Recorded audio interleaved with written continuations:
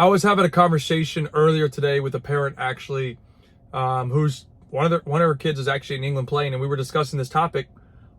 What happens when a kid is constantly looking at, it's typically a dad, but a dad or mom, it could be either one, but it's typically a dad, like when a mistake happens or when success happens. And it's a lot of time it happens when a mistake.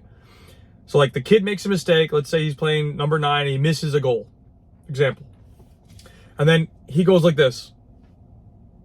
And he's looking right to the parent. So again, particularly it's a dad. Normally it's not all your time. Sometimes it's mom too.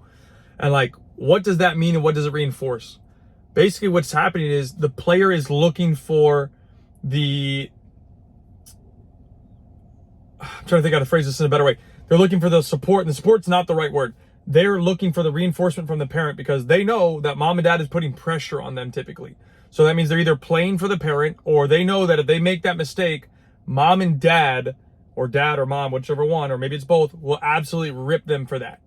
And they know that. That's why they're looking to see if you're paying attention. Because if you're paying attention, you're going to put that down probably in your mental note. You're going to write it down somewhere and say, little Johnny missed this shot.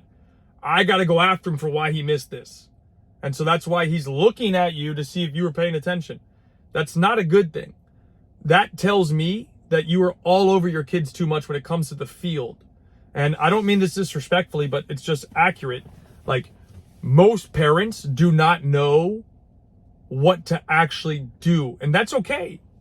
But like, I gave you the example before about Roberto Carlos. Roberto Carlos has won a World Cup.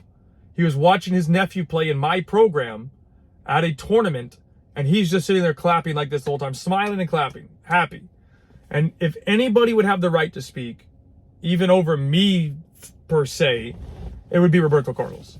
And he's not sane.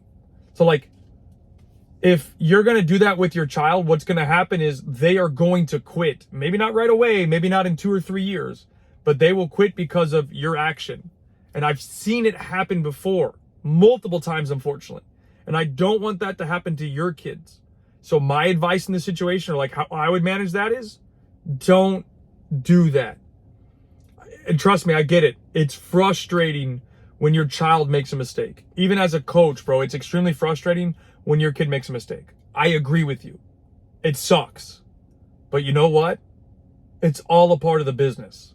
Success, failure, training, mistakes, errors, success. I probably said that already, but I think you kind of get the point. Like, it's all a part of the process.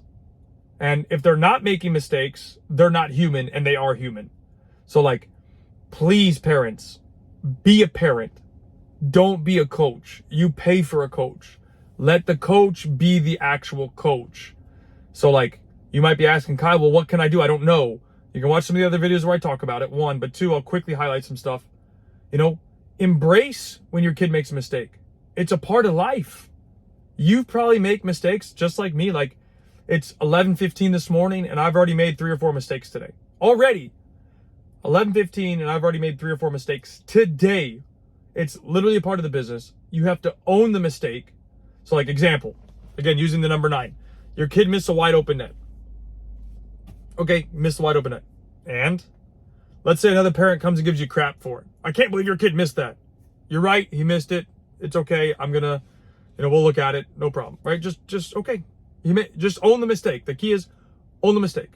Yeah, my son did miss. It's true. You're right. You're right, Jackson. He missed. It sucks. It's part of the business.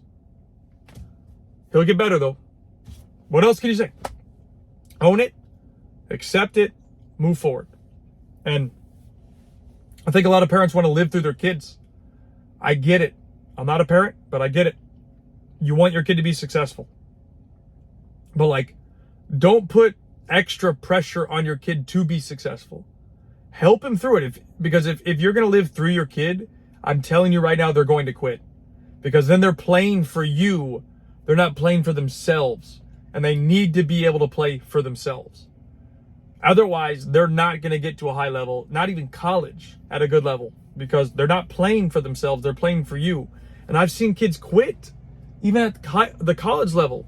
Because they're like, once they realize that they could live on their own and not be around mom and dad anymore, then they're going, oh, well, I was doing this for mom and dad. I don't want to play anymore. This game sucks. And A lot of times because they don't want to live through what they had to go with you anymore. And now they don't have that pressure because you're not with them anymore.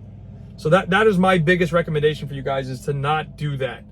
And just be a parent supporting your kid. Cheer for them, clap for them. Please don't give instructions. Unless they ask you for some advice, then maybe you can give them something, or at least be like, hey, maybe you should address that with your coach. Because I see that all too often, and it ruins kids every single day. And it's a mistake. It is a mistake. And it's something that I would never do with my kid, even though I know the game.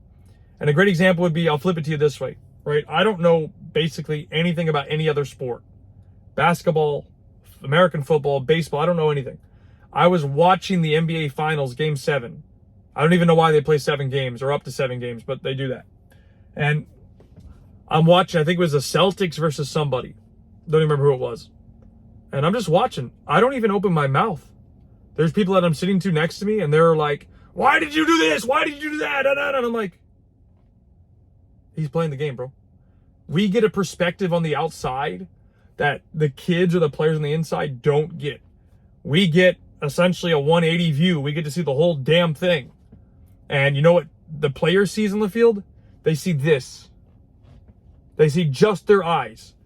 That's it. So imagine if they have a ball and they're looking like this. They can't see what's in front of them.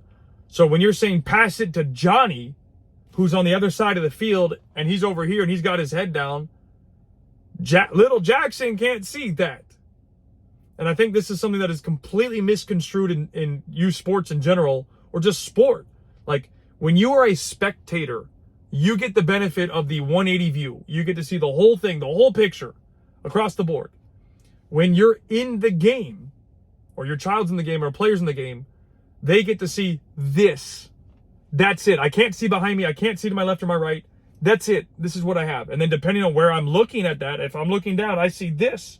I can't even see up here anymore.